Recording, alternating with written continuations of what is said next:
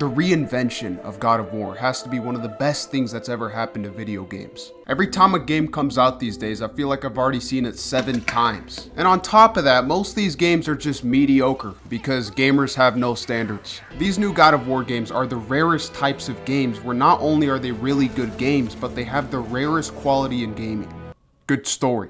So I am not lying when I say that the moment I saw Kratos in this trailer was probably the most excited I got over a video game this year. God of War Valhalla, where Kratos goes to Valhalla and is forced to relive his memories. So how is it? This DLC is basically a roguelike mode featuring God of War gameplay. Now a roguelike mode is basically like a boss fight where you learn moves, except the boss fight is the entire game. Now this has worked better and worse in different games, but what makes Valhalla special is that it's a roguelike that also serves as the epilogue for the story of God of War Ragnarok. Now even though Valhalla has the same gameplay as the main game, the experience is very different. The most obvious difference are the checkpoints. The main games put a heavy emphasis on the narrative, where you obviously want the player to experience the story at a relatively stable pace. But then, when you're trying to tell a narrative like this through a roguelike, it's going to be a lot more frustrating. Done the work.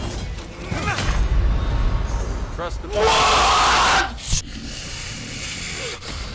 When do I ever get killed? I'm not gonna lie to you, the experience of playing this game wasn't even brutal, because a sorry ass game developer doesn't deserve to be named brutal. This was annoying, especially on higher difficulties. It felt like one hit defined the entire run. The health is so scarce, and going back through the beginning parts felt so repetitive. By the time I beat the game, I honestly felt more bitter than satisfied. So I sat there. I was ready to do something else, but forgot.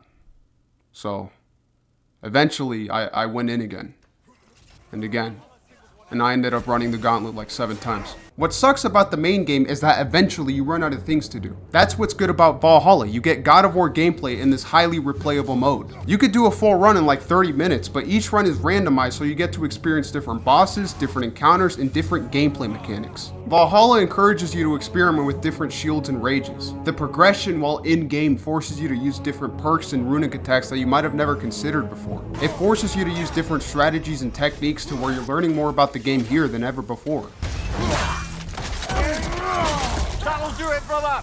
God of War will never have as many weapons as Elden Ring, but in return, the combat is way deeper. You always have access to all your different mechanics across different weapons and abilities, which is why the combat encounters ramp up the intensity. When in combat, the player will be making all these different micro decisions and managing all these different factors. And what ties it all together is the presentation.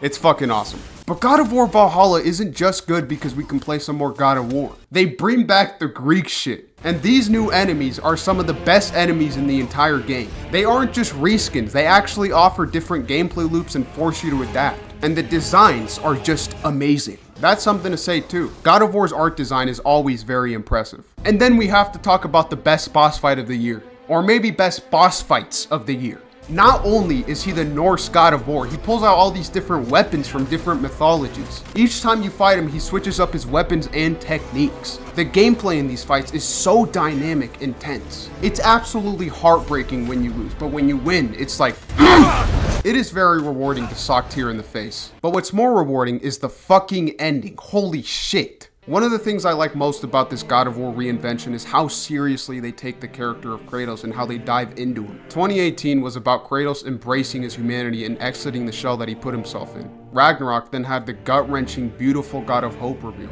Even though it was an incredibly satisfying conclusion to the topics the story explored, it still kinda hit like a surprise left hook out of nowhere. Kratos was obviously brought to tears, but that doesn't mean that he truly believed in it yet. That's the point of God of War Valhalla. A way for Kratos to directly confront his past and find inner peace within himself and all he's done. This scene when he looks at himself and says that he's more than what people saw is such a beautiful, fulfilling moment. It's the perfect conclusion to Kratos' character arc.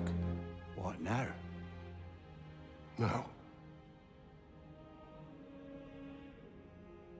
I believe I would like to sit here for a while.